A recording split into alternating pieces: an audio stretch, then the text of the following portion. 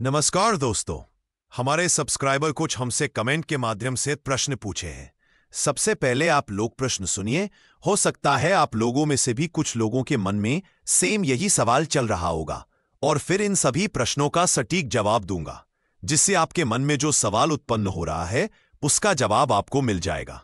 पहला प्रश्न है, मैं फूलचंद कोरी, मेरी एज 58 वर्ष पूरा हो गया है। मुझे पेंशन के लिए क्या करना होगा जिससे स्टार्ट हो जाए।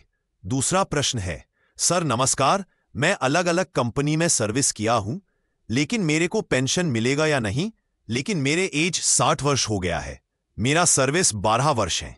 पेंशन के लिए क्या करना होगा, कृपया सुझाव दें। सभी प्रश्नों का उत्तर जानने से पहले हमें कुछ बेसिक चीजों का जानना बेहद जरूरी है। पहले प्रश्न से हमें यह तो पता नहीं चल पा रहा है कि फूलचंद पुरी जी कभी किसी पेंशन स्कीम की सदस्य थी या नहीं। फिर भी मैं आपको इसका उत्तर देने की कोशिश कर रहा हूं। आप सभी को पता ही है कि यदि आपको ईपीएफओ के माध्यम से पेंशन प्राप्त करना है तो आपको ईपीएफ 1995 का सदस्य होना चाहिए। साथ ही साथ आपको इसमें कम से कम 10 वर्ष का योगदान और आपका उम्र 58 वर्ष होना चाहिए। यदि आप ये शर्त पूरा करते हैं तो आपको ईपीएफओ द्वारा रिटायरमेंट के बाद मंथली पेंशन मिलना शुरू हो जाता है।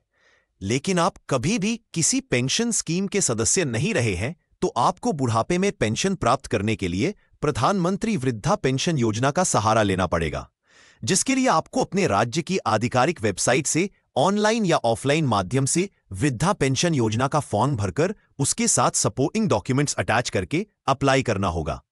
एक सवाल यह भी आता है कि आपको यह पता नहीं कि आप ईपीएफओ के सदस्य थे या नहीं। तो मैं आपको बता दूं कि यदि आप किसी ऐसी संस्था में काम किए हैं जहां पर आपका पीएफ का पैसा कटता हो तो आपको अपनी कंपनी में पता करना चाहिए, या यदि आपके पास यूएएन नंबर है तो आप अपने यूएएन से लॉगिन करके अपना सर्विस हिस्ट्री चेक कर सकते हैं कि आप पेंशन के लिए एलिजिबल है या नहीं। दूसरा सवाल है अभय कुमार जी का। इन्होंने 60 वर्ष की उम्र तक अलग अलग कंपनियों में काम किया है और टोटल सर्विस इनका 12 वर्ष है। इनको अभी तक पेंशन नहीं मिल रहा है और इनको पेंशन कैसे मिलेगा ये जानना चाहते हैं। अभय कुमार जी, इस तरह के सवाल और भी बहुत सारे दर्शकों के मन में होंगे, तो मैं इस सवाल का जवाब आपको बताने जा रहा हूं। उससे पहले आप हमें यह बताइए कि आपने अलग अलग कंपनी में काम किया है तो क्या अपने सभी कंपनियों की पीएफ का सर्विस ट्रांसफर कराया है या नहीं। दूसरा, क्या आपने जितने कंपनियों में काम किया है सभी कंपनियों में पीएफ कटता था। यदि हां तो आप अपना यूएएन नंबर और पासवर्ड के माध्यम से अपने पीएफ में लॉगिन करें। अगर आपके पास आपका यूएएन नंबर नहीं है तो आप ऑनलाइन खुद से जनरेट भी कर सकते हैं।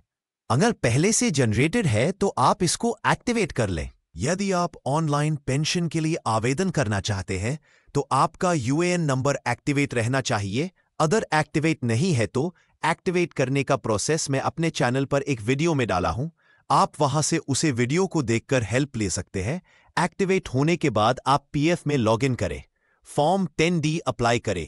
फॉर्म 10D कैसे अप्लाई करना है इसका वीडियो भी मैं अपने इस चैनल पर डाला हूं, आप उसे वीडियो को देखकर हेल्प ले सकते हैं।